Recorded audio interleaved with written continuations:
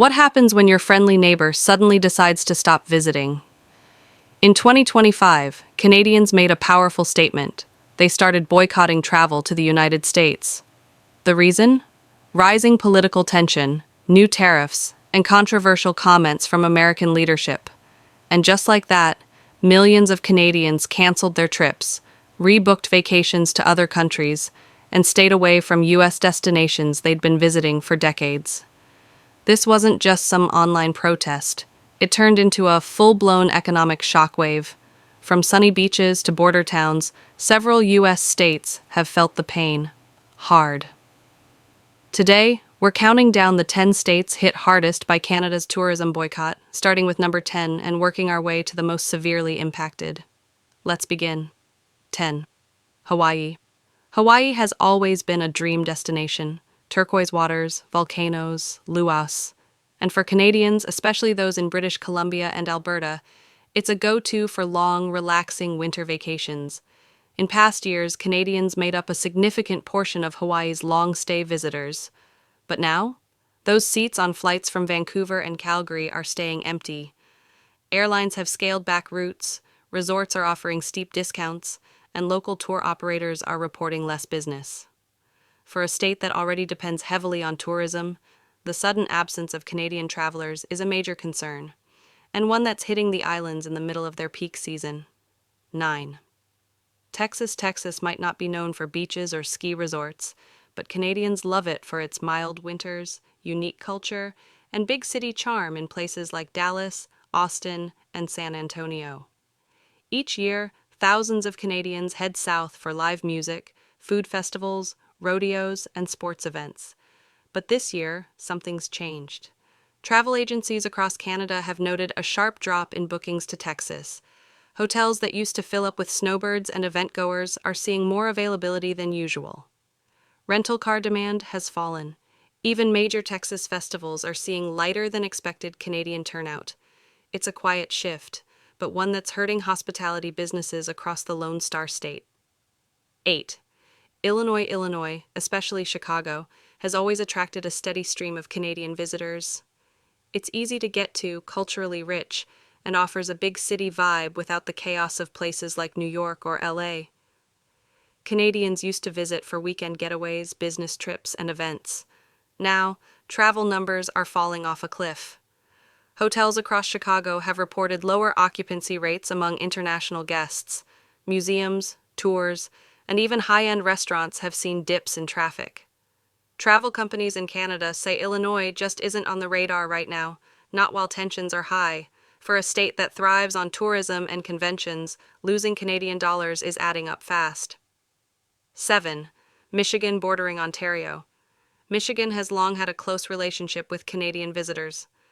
On weekends, it's normal for Canadians to drive across the border to shop, dine, and stay overnight. But in 2025, border crossings have seen a major slowdown. Canadian license plates, once a familiar sight in outlet malls and casino parking lots, are getting rare. Small businesses in cities like Detroit and Port Huron, which relied on regular Canadian traffic, are struggling to make up the difference.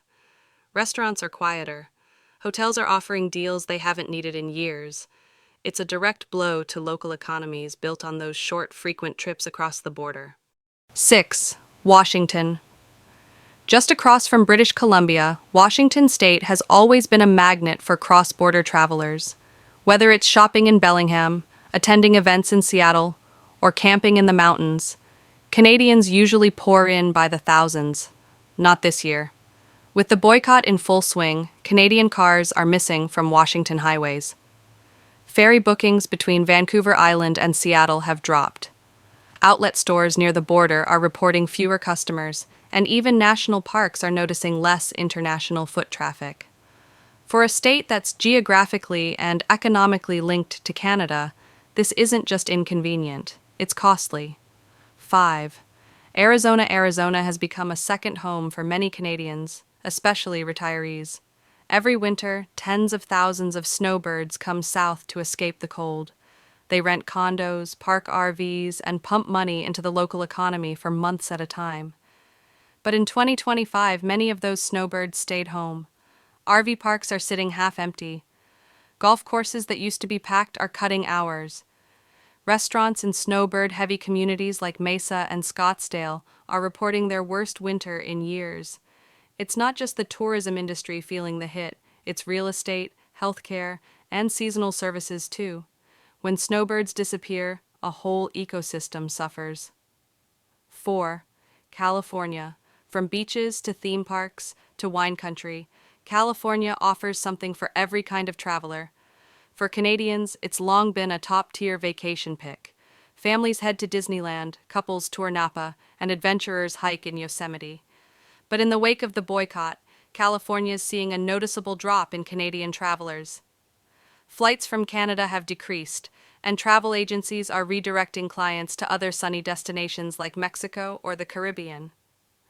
Theme parks are reporting fewer foreign visitors, hotels are adjusting prices, and popular tourist towns are rolling out promotions just to keep traffic steady.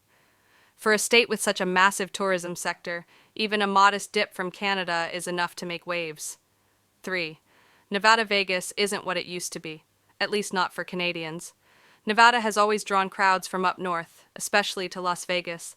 Whether it's bachelor parties, concerts, or long weekends of gambling, Canadians have traditionally flocked here for fun. But in early 2025, those crowds vanished. Air Canada cut back flights. Hotel chains in Vegas reported lower occupancy. Ticket sales for major shows dropped. Even casino floors are seeing less action from international players. The decline may look subtle from the outside, but insiders say it's deeply affecting business, especially in resorts that used to cater heavily to Canadian visitors. 2. New York. New York is a powerhouse for tourism.